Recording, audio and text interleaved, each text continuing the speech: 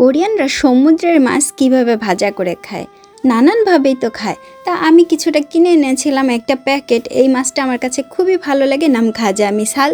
মানে একেবারে সম্পূর্ণভাবে আটা ছাড়া সম্পূর্ণ মাছটাই আছে এর ভেতরে, এরকম লম্বা পিস করা। তো দেখেন এরকম লম্বা পিস করে আমি পানিতে ভিজিয়ে রাখলাম, আর এখান থেকে নিয়ে নিলাম একটুখানি আটা। এই আটাগুলো কোরিয়ান আটা, একটা হচ্ছে বুচ্ছিম খারো আর একটা হচ্ছে থিকিম খারো। বাকি আটাগুলো আমি আবার এই যে পলিথিনে ভরে রেখে দিচ্ছি, এভাবে ফ্রিজে রাখলে পরে অনেক দিন ভালো যায় আটাগুলো। এবার সামান্য একটুখানি লবণ আর একটা ডিম আর একটুখানি পানি মিশিয়ে এইটাকে একটা গোলা করব। একটা লেউ বলতে পারেন বা একটা আটার গোলা বলতে পারেন। ঠিক সুন্দরভাবে একটা আটার গোলা করে নিলাম আর মাছগুলো নিয়ে আসলাম। দেখেন মাছটা না 2টা পিস ছিল ওইখানে।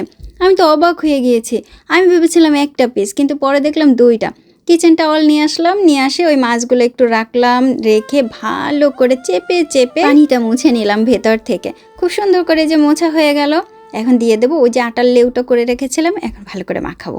মাখিয়ে মাখিয়ে মাখিয়ে মাখিয়ে কড়াইতে তো তেল গরম হয়ে গেছে, এখন দিয়ে দিচ্ছি, একটা একটা করে দিয়ে দিলাম। এখন ভাজা দেন, আমরা যেরকম মাছ ভাজা করি, কোরিয়ানরা একটু হালকা হালকা ভাজা দেয়, কিন্তু আমি একটু লাল লাল করে ভাজা দেবো। খেতে অপূর্ব মজা লাগে।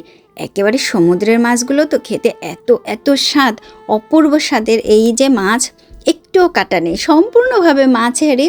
এগুলো আপনারা যে কোনো মার্কেট থেকে কিনতে পারবেন। কোরিয়ান খেতে কিন্তু দারুণ লাগে। আর আমি সাথে একটু শুকনো মরিচ খেয়ে নিচ্ছিলাম।